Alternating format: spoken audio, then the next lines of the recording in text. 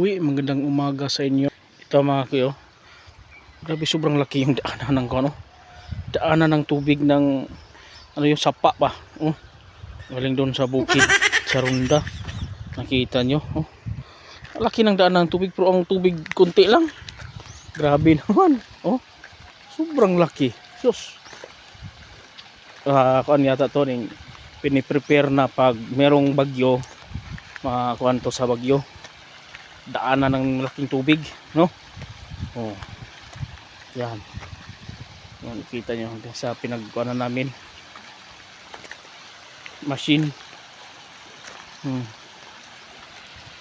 Yan, daloy ng tubig. Nakita yung daloy ng tubig, kunti lang pala. Ito, sayawan lang natin itong mga kakwi.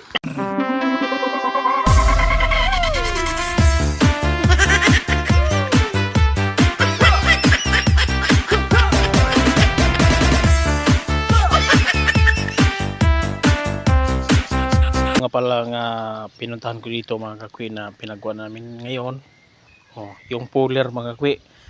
Pero hindi ako mag-operate ito mga kakwi, ha.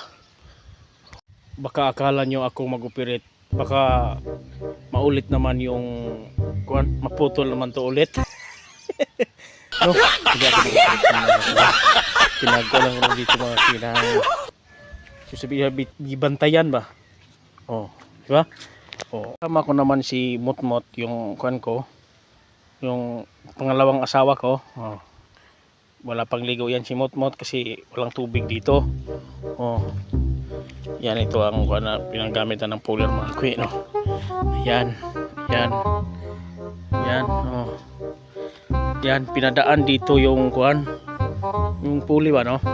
May sasakyan dan, may basket do.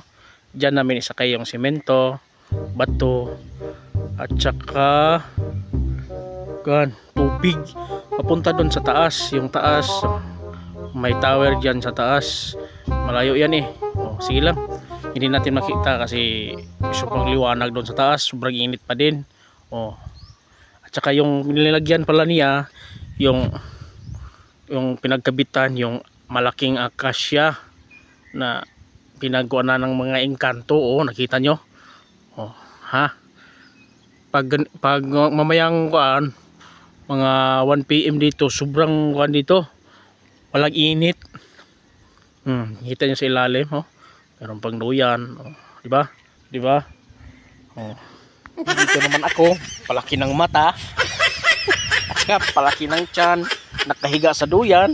Hanggang dyan lang tayo mga kakwi. Bye bye.